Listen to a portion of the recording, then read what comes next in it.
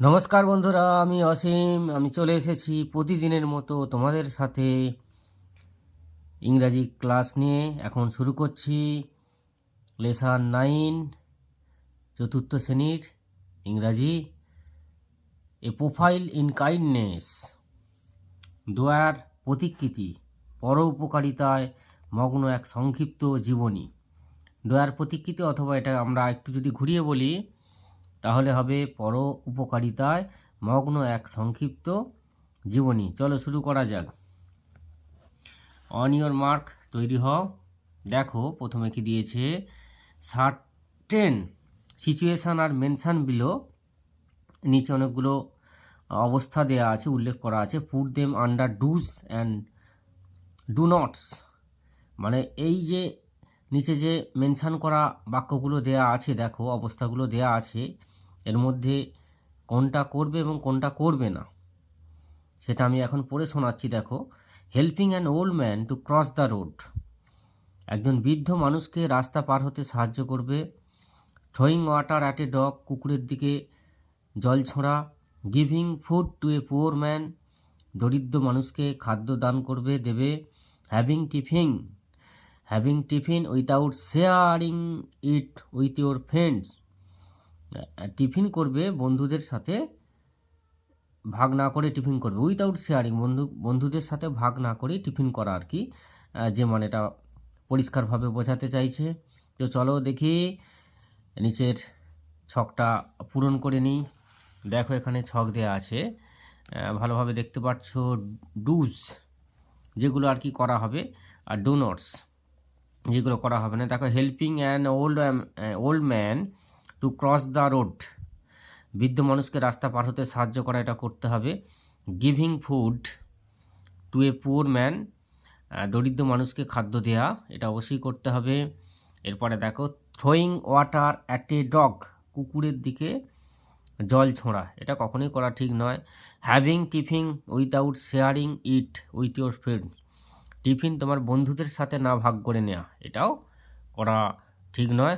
তো চলো পরের আবার আসছি পরের প্রশ্নে। দেখো এখানে কি দিয়েছে, read the actions you have listed in do column, মানে ডু মানে মানে যেটা করণীয় আর কি, সেই কলমে যে লেখাগুলো আছে, বাক্যগুলো আছে। How would you feel after carrying them out, সেগুলো তুমি যদি নিজে মেনে চলো বা করো, তাহলে তোমার কেমন লাগবে, কি অনুভূতি হবে, সেই নিয়ে লিখতে হবে। ওকে, দেখো, I think I would feel very happy and satisfied after carrying out the listed action in the do column. আমার মনে হয় আমি খুব খুশি এবং সন্তুষ্ট বোধ করব করণীয় তালিকাভুক্ত কাজগুলি করে। I would thank God for giving me a chance to serve others and would like to perform such activities again. আমি ঈশ্বরকে ধন্যবাদ জানাবো আমাকে অন্যদের সেবা করার সুযোগ দেওয়ার জন্য, এবং এই ধরনের কাজ আবার করতে চাইব। লেটস রিড, এসো পড়ি। The night was calm and quiet, রাত্রি ছিল খুব শান্ত এবং নিস্তব্ধ। A man was walking alone in the dark, একটা মানুষ হেঁটে যাচ্ছিল একা একই অন্ধকারের মধ্য দিয়ে। সাডেনলি, হঠাৎ, he heard some children's crying, তিনি শুনতে পেলেন শিশুরা কাঁদছে, কয়েকজন শিশুর কান্নার আওয়াজ তিনি শুনতে পেলেন।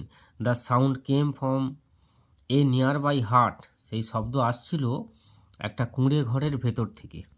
দ্য ম্যান ওয়াজ কিউরিয়াস, মানুষটি খুব কৌতূহলী হয়ে গেল।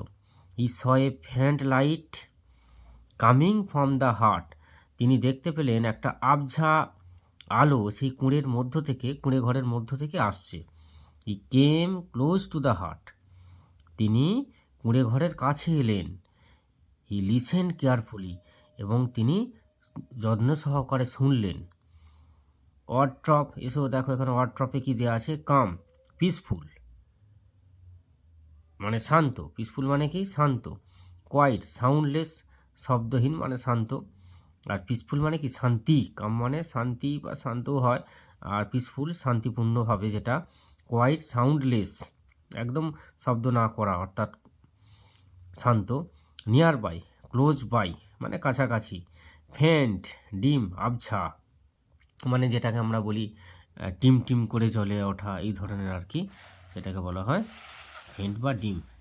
দেখো এবারে লেটস কন্টিনিউ, এসো এটা পড়ি। দেখো, the man heard a woman talking to the children. সে লোকটি শুনতে পেলেন, মানুষটি শুনতে পেলেন একটা মহিলা, তিনি তার শিশুদের সাথে কথা বলছেন। ডোন্ট ক্রাই, কি বলছে, কেঁদো না। The rice will be ready soon, she said, তিনি কি বলছেন, যে কেঁদো না, তাড়াতাড়ির মধ্যেই তোমাদের ভাত তৈরি হয়ে যাবে। The man looked inside the হাট, লোকটি সেই কুঁড়ে ঘরের মধ্যে ভেতরে তাকালো, দেখলো। ই আক্স দ্য ওম্যান, তিনি সেই ভদ্র মহিলাটিকে জিজ্ঞাসা করলেন, কি জিজ্ঞাসা করলেন, why are the children crying, শিশুরা কেন কাঁদছে। দ্য ওম্যান রিপ্লাইড, মহিলাটি উত্তর দিলেন, দে আর হাংরি, তারা হয় ক্ষুধার্ত। I have nothing to feed them, আমার কিছুই নেই তাদের খেতে দেওয়ার মতো। The man saw that water was boiling in a pot, লোকটি দেখতে পেলেন যে তার পাত্র ছিল একটা, এই পাত্রে জল ফুটছে, দেখতে পেলেন। But there was no but there was not a single grain of rice in it. আশ্চর্য ব্যাপার, মানে তিনি ভাবছেন যে জল ফুটছে, কিন্তু এর মধ্যে তো কোনো চাল বা এসব কিছু নেই। হি ওয়াজ সারপ্রাইজ, তিনি অবাক হয়ে গিয়েছিলেন। আক্স দ্য ওম্যান, তিনি মহিলাটিকে বললেন, হোয়াই দেন, কেন এরকম, আর ইউ বয়লিং ওয়াটার, জল ফোটাচ্ছ। মাই চিলড্রেন উইল বিলিভ, আমার শিশুরা বিশ্বাস করবে। I am cooking food for them, আমি তাদের জন্য খাবার তৈরি করছি। দেন দে উইল স্টপ ক্রাইং, তারপর তারা তাদের কান্না থামিয়ে দেবে। রিপ্লাই দ্য ওম্যান, মহিলাটি উত্তর দিলেন। সি হোপড দে, তিনি আশা করেছিলেন যে তারা would fall asleep and forget their hunger, তারা কিছুক্ষণের মধ্যে ঘুমিয়ে পড়বে এবং তাদের যে ক্ষুধা, সেই ক্ষুধা কথা তারা ভুলে যাবে। Tears fill the eyes of the man, এই দৃশ্য দেখা এবং এই কথা শোনার পরেই সেই লোকটির চোখে জল চলে আসলো। হি অ্যাট ওয়ান্স, তিনি তৎক্ষণাৎ went back to his house, তার বাড়ির মধ্যে গেল। He returned with food for the hungry children, এবং ফিরে এসে বাড়ি থেকে গিয়ে কী করলো, he returned with food for the, he at once went back to his house, তার বাড়ি থেকে বেরিয়ে গিয়ে he return with food for the hungry children, এই শিশুদের জন্য, ক্ষুধার্ত শিশুদের জন্য খাবার নিয়ে আসলো।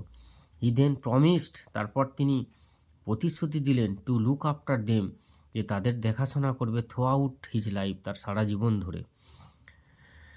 দিস ইনসিডেন্ট, এই ঘটনা, this incident took place in Hooghly, এই ঘটনাটি ঘটেছিল হুগলি জেলায় ওভার 200 ইয়ার্স এগো, 200 বছর আগে। This kind man was Haji Mohammad Mohsin, এই দয়ালু মানুষটি ছিলেন Haji Mohammad Mohsin. Many poor people were helped by him, অনেক গরিব মানুষ আছে যারা তার দ্বারা সাহায্য পেয়েছিলেন। ইন 1732, 1732 সালে Mohsin was born in a respectable family, Mohsin জন্মগ্রহণ করেছিলেন একটা শ্রদ্ধাশীল পরিবারে। হিজ ফাদার হাজি ফয়জুল্লাহ, তার বাবা ছিলেন হাজি ফয়জুল্লাহ, ওয়াজ এ রিচ মার্চেন্ট, একজন সমৃদ্ধশালী ব্যবসায়ী। ইন হিজ চাইল্ডহুড, তার শৈশবে, মহসিন ওয়াজ টট বাই মৌলভী আগা সিরাজি, মহসিন শিক্ষা লাভ করেছিলেন মৌলভী আগা সিরাজির কাছ থেকে। He had a great influence on মহসিনের উপর তার দারুণ প্রভাব ছিল। Mohsin had a large property, Mohsin ছিলেন একটা বিশাল বড় সম্পত্তির মালিক। Used his riches for helping the poor, তিনি তার সমস্ত ধনসম্পত্তি দিয়ে দরিদ্রদের সাহায্য করেছিলেন। ওকে, এই লুকড আফটার দ্য সিক, তিনি অসুস্থদের দেখাশোনা করতেন, অ্যান্ড দ্য নিডি, যারা অসহায়, যাদের কিছু ছিল না, তাদের তিনি দেখাশোনা করতেন। Mohsin was well read too, Mohsin একজন বিদ্বান ব্যক্তিও ছিলেন, বিদ্বানও ছিলেন। He had knowledge of Arabic, তার জ্ঞান ছিল আরাবিক, পার্সিয়ান অ্যান্ড সংস্কৃত, আরবি, পারসিক এবং সংস্কৃত ভাষাতেও তার অগাধ পাণ্ডিত্য ছিল, জ্ঞান ছিল। দেখো, word travel throughout although, মানে সারাদিন ধরে যেটা আর কি, ইনসিডেন্ট, ইভেন্ট, ঘটনা। রেসপেক্টেবল, অনারেবল, শ্রদ্ধাশীল। Merchant, person who sells and buys goods, মানে বণিক, ব্যবসাদার, তাদের বলা হয় মার্চেন্ট, যারা জিনিসপত্র কেনা বেচা করে। ইনফ্লুয়েন্স মানে প্রভাব, the effect that somebody has on another person, একজন ব্যক্তি যে ব্যক্তি অন্যজনের উপর প্রভাব ফেলতে পারে, influence. Property, materials object owned by someone, যখন কোনো ব্যক্তির অনেক কিছু থাকে, অনেক কিছু জিনিস থাকে, অনেক সম্পত্তির মালিক, সেটাকে বলা হয় প্রপার্টি। এরপরে দেখো, নলেজ, ইনফরমেশান অ্যান্ড আন্ডারস্ট্যান্ডিং, মানে জ্ঞান, মানে তথ্য বা বুঝতে পারা সহজে, এই ধরনের, মানে যার জ্ঞান পরিপূর্ণ, সেটাকে বলা হয় নলেজ। চলো, এরপরে অ্যাক্টিভিটি পরে শুরু করা হবে। এখন আসছি, রিডিং পার্টটা শেষ করে নিই। চলো পরে রিডিং পার্টে দেখা যাক কী আছে। দেখো, এটা হচ্ছে রিডিং পার্ট 3, এর আগে অনেকটাই হয়ে গেছে, পার্ট 1 পার্ট 2 আলোচনা করেছি। আশা করি তোমাদের ভালো লাগছে, এবং আমাদের এই চ্যানেলের সাথে জুড়ে থাকতে অবশ্যই চ্যানেলটিকে সাবস্ক্রাইব করবে। তো শুরু করা যাক। দেখো, লেটস কন্টিনিউ, শুরু করা যাক। ওয়ান নাইট, একদিন রাত্রিতে, মহসিন ওয়াজ স্লিপিং, মহসিন ঘুমাচ্ছিল। A mild sound woke him up, একটা হালকা শব্দে তার ঘুম ভেঙে গেল।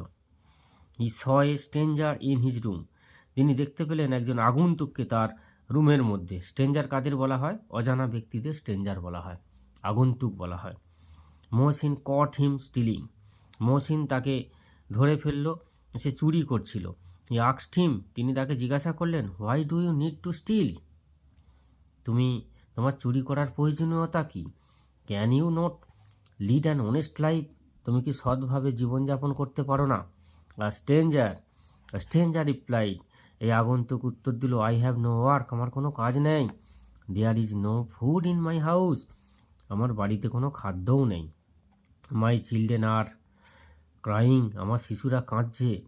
I steal to find food for them, আমি সেই কারণে চুরি করছি তাদের খাবার দেওয়ার জন্য।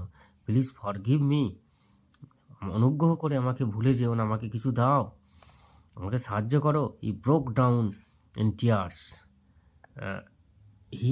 হি ব্রোক ডাউন ইন টিয়ার্স, তিনি এই কথা বলেই কেঁদে ফেললেন। মহসিন ফেল্ড স্যাড, মহসিন তার দুঃখ বুঝতে পারলেন। ফর দ্য ম্যান, মানুষটি। He went to his house, তিনি তার বাড়িতে গেলেন। He saw that the man had told him the truth, তিনি চাক্ষুষ হলেন এবং দেখতে পেলেন যে এই লোকটি যা যা বলেছে সবই সত্য। He gave him money to start A business, তিনি তাকে কিছু অর্থ সাহায্য করলেন একটা বিজনেস শুরু করার জন্য, ব্যবসা শুরু করার। He promised to give him more money later if needed, তিনি তাকে আরও প্রতিশ্রুতি দিলেন যে যদি ভবিষ্যতে প্রয়োজন হয় তিনি আরও সাহায্য করবেন। Mohsin dedicated his life in spreading education among the Muslim, Mohsin উৎসর্গ করেছিলেন তার জীবনকে, ছড়িয়ে দিয়েছিলেন শিক্ষায়। অ্যামং দ্য মুসলিম সমাজের মধ্যে। The income of his property তা ওয়াজ স্পেন্ট ইন চ্যারিটি, তার জীবনের যে ধনসম্পদ যা উপার্জন ছিল সবই তিনি ধ্যান করে দিয়েছিলেন। দ্য পুয়ার লুকড আপন হিম অ্যাজ দ্য সেভিয়ার, গরিব মানুষেরা তাকে গণ্য করত একজন রক্ষাকর্তা হিসাবে। Hooghly Mohsin college is named after him, Hooghly Mohsin college তার নামেই তৈরি হয়েছিল। Mohsin passed away in 1812, Mohsin আমাদের ছেড়ে চলে যান 1812 সালে। This great son of Bengal still remembered with reverence. এই বাংলার মহান সন্তান এখনও আমাদের মধ্যে শ্রদ্ধাশীল পাত্র হয়ে আছেন। দেখো ওয়ার্ড্রবে এখানে কি দিয়েছে, স্ট্রেঞ্জার আননোন পারসন, একজন অজানা ব্যক্তি, আগন্তুক, ডেডিকেটেড কমিটেড মানে উৎসর্গ করা, charity helping people in need দান ধ্যান করা, সাহায্য করা, saviour a person who saves somebody from a difficult situation, একজন ব্যক্তি যিনি কারো কঠিন অবস্থায় সাহায্য করেন, হাত বাড়িয়ে দেন, পাশে থাকেন। রেভারেন্স রেসপেক্ট মানে শ্রদ্ধাশীল, কাউকে শ্রদ্ধা করা। তো যাই হোক বন্ধুরা, আমি প্রতিদিনই তোমাদের জন্য নতুন নতুন ক্লাসের ভিডিও নিয়ে আসছি। এরপরে শেষ হলেই, এই লেসন শেষ হয়ে গেলেই আবার পরবর্তী লেসনে চলে যাব এবং চতুর্থ শ্রেণীর আলোচনা শেষের পরেই আবার পঞ্চম শ্রেণী, ষষ্ঠ শ্রেণী, এইভাবে পর্যায়ক্রমে আমি ইংরাজি বিষয়ের যে পাঠগুলো আছে পরপর করে সেরে নেব। তো বন্ধুরা, তোমাদের চ্যানেল যদি ভালো লেগে থাকে অবশ্যই চ্যানেলটা সাবস্ক্রাইব করবে এবং আমাদের চ্যানেলের সাথে জুড়ে থাকতে অবশ্যই একটা লাইক, শেয়ার, কমেন্ট অবশ্যই করবে। তো ওকে, বাই।